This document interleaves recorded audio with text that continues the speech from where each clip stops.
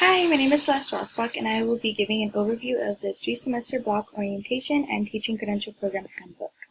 So to begin, the 3-semester block teaching credential program consists of 3 semesters. In the first, you do community field experience 5 hours per week. The second, you do student teach for 3 to 4 hours per day. And in the third semester, you student teach 4 to 5 hours per day. Throughout all 3 semesters, there are SDSU courses held in the late afternoon and early evenings.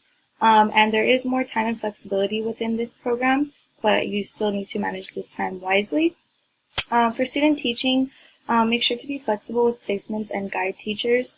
And the panel discussion, personal testimonies were given, and to highlight some of the things that they said, time management is very important, as well as creating friendships, making friends with those who are in your cohort, and taking it day by day. The EdTPA and tips to go along with that. The teacher performance assessment is 3 parts, or consists of 3 tasks. The first is planning, the second instruction, and the third assessment. It's important to stay organized, keep extra copies of all materials, and attend any extra help sessions, office hours, etc. Don't give up.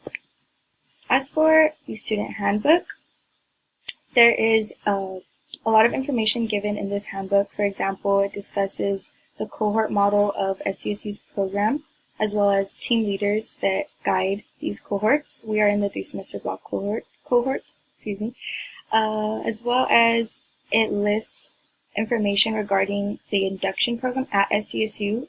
So after you receive your preliminary teaching credential program, you can go back and continue to go to school with SDSU and clear this credential. There's also more information regarding program courses. As you can see here, they are broken down into different categories. There are foundational courses, methods courses, clinical practice courses, other requirements such as the EdTPA, etc. There's also information on the CCTC website and the TPEs, which we can find here and here. To continue, there is also contact information and a resource list, which is very helpful as well if you ever need to contact any of these people or these offices. As well as attendance and absences. Communication is key. Things do arise, emergencies happen. Just make sure you're communicating with all avenues, whether it be your guide teacher, as well as team leaders, etc. Make sure you contact everyone. Let them know if you're not able to make it for whatever reason. There is a grade requirement, a minimum of 3.0 cumulative GPA to continue in the program. So keep that in mind throughout these semesters to follow. There's also information regarding the substitute teaching employment 30-day substitute permit that can be found in the handbook as well. Moreover, student teaching placements, like I said before, be flexible, be open-minded. Keep in mind different dates such as school site meetings, field trips, testing days, holidays, recesses, things like that. As for lesson planning, there's a lot of useful information that is given to us in the handbook. Make sure you definitely go back and look at all of this information. There are different questions that are listed to ask ourselves when we are creating these lesson plans, such as are the students engaged, other things regarding classroom environment, stuff like that. As for student teaching, we are evaluated.